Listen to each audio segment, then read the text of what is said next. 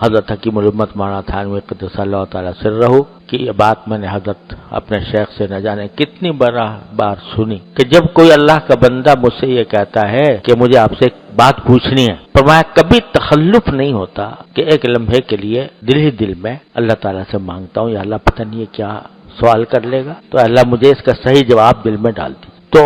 اپنی ہر قدم پر انسان جو ہے وہ حاجت کا بلندہ ہے، حاجتوں کا، ہر دم اس کو کوئی نہ کوئی حاجت درپیش ہے۔ تو جب بندہ اس بات کا عادی اور خوگر بن جائے کہ جو حاجت بھی ہوگی میں اللہ تعالیٰ کی طرف رجوع کر کے اس سے مانگوں گا، یا اللہ یہ میری حاجت پوری کر دے۔ کوئی کشمکش ہوگی یہ کروں یا یہ کروں، تو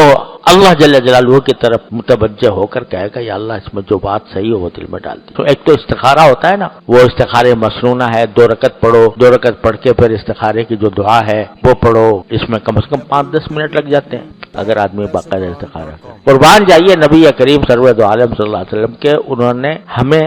آپ نے ایسا طریقہ بتا دیا کہ جب کبھی کشمکش ہو کسی معاملے میں، چلو یہی کہہ دو اللہم خر لی واختر لی، اللہم خر لی واختر لی، بس۔ لمبے چوڑے استخارے کی بھی اگر موقع نہیں ہے، وقت نہیں ہے، تو اتنا کہہ دو اللہم خر لی واختر لی، یا اللہ آپ میرے لیے پسند کر دیجئے ان 2 راستوں میں سے جو میرے سامنے ہے، جو راستہ میرے حق میں بہتر ہو وہ آپ خود پسند کر دیجئے، اور اسی کو مقدر بھی کر دیجئے کہ میں کروں تو وہی کروں، کر کے دیکھو یہ کام۔ روزانہ انسان کو کوئی نہ کوئی کشمکش پیش آتی ہے، کوئی نہ کوئی کشمکش پیدا آتی ہے۔ ابھی میں تقاضا ہو رہا ہے کہ کھانا کھاؤں پہلے یا سبق پڑھوں، سمجھے، یا مطالعہ کروں، کہہ دو اللہم اغفر لی واغفر لی، پھر جو ہوگا وہ انشاءاللہ تمہارے حق میں بہتر ہوگا۔ تو جب عادی بن جاتا ہے بنجا دعا کرنے کا، تو اس ہر لمحے اس کا تعلق اللہ جل جلالہ سے